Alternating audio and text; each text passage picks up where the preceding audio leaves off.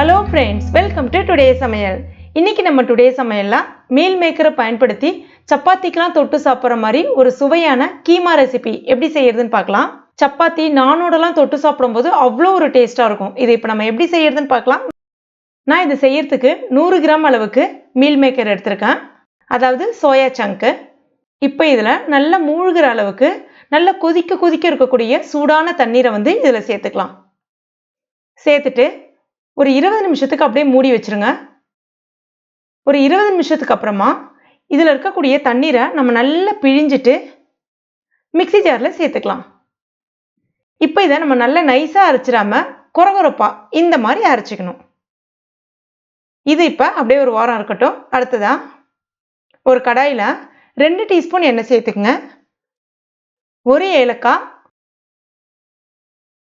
3 கிராம்பு, ஒரு சின்ன துண்டு பட்டை. அடுத்ததா 2 மீடியம் சைஸ் பெரிய வெங்காயத்தை பொடிசா கட் பண்ணிட்டு சேர்த்துக்குங்க. கூடவே ஒரு பச்சை மிளகாவும் சேர்த்துக்கலாம். இப்போ இந்த வெங்காயம் நல்ல பொன்னிறமா சிவந்து வர்ற அளவுக்கு நம்ம இதை வதக்கி விட்டுக்கலாம். இந்த மாதிரி வந்த பிறகு 1 டேபிள் ஸ்பூன் இஞ்சி பூண்டு விழுது சேர்த்துக்குங்க. நான் இன்னைக்கு அப்படியே உரல்ல லைட்டா தட்டிட்டு எடுத்திருக்கேன். கொஞ்ச நேரம் வதக்கி விட்ட பிறகு 2 மீடியம் சைஸ் தக்காளி பழத்தையும் சேர்த்துட்டு நல்லா வதக்கி விட்டுக்கலாம். இப்போ இந்த மாதிரி நல்லா வதங்கி வந்த பிறகு இதில் நம்ம மசாலா பொருட்கள் சேர்த்துக்கலாம். ஸ்டவ் கம்ப்ளீட்டாக சிம்மில் வச்சுக்கோங்க. 2 டீஸ்பூன் மிளகாய் பொடி, 2 டீஸ்பூன் கொத்தமல்லி பொடி, 1 டீஸ்பூன் ஜீரகப்பொடி, 1/2 டீஸ்பூன் கரம் மசாலா பொடி, 1/4 டீஸ்பூன் மஞ்சள் பொடி சேர்த்துட்டு கொஞ்சமாக பெருஞ்சீரகத்தை லைட்டாக தட்டிட்டு எடுத்துருக்கேன். பவுடராக இருந்தால் கூட நீங்கள் சேர்த்துக்கலாம். 1/2 டீஸ்பூன் அளவுக்கு சேர்த்துக்குங்க. சேர்த்துட்டு ஒரு முறை எல்லாத்தையுமே நல்லா கலந்து விட்டுக்கலாம்.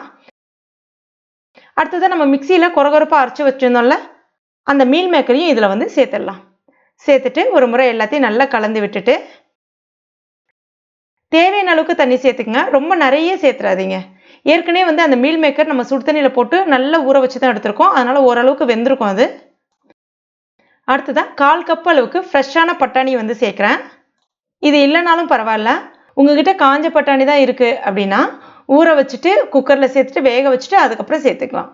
கூடவே இதற்கு தேவையான அளவுக்கு உப்பு சேர்த்துட்டு ஒரு முறை கலந்து விட்டுக்கலாம். அந்த ஓரங்களில் எண்ணெய் பிரிஞ்சு வர்ற அளவுக்கு இது நம்ம கொதிக்க வைக்கணும்.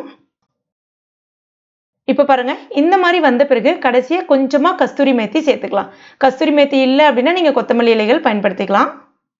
சேர்த்துட்டு 1 நிமிஷத்துக்கு மட்டும் கொதிக்க வச்சுக்கோங்க.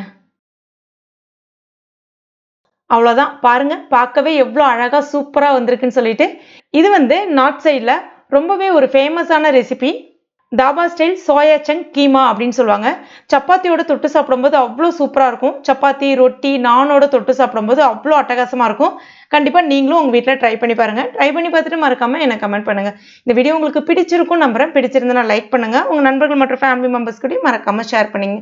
மேலும் இது போன்ற டேஸ்டி ரெசிபிகளுக்கு நம்ம டுடே சமையல் இது வரைக்கும் நீங்கள் சப்ஸ்கிரைப் பண்ணலன்னா உடனே சப்ஸ்கிரைப் பண்ணிங்க. கூடவே மறக்காமல் அந்த பெல் நோட்டிஃபிகேஷன் சிம்லையும் ப்ரெஸ் பண்ணிங்க. தேங்க்யூ.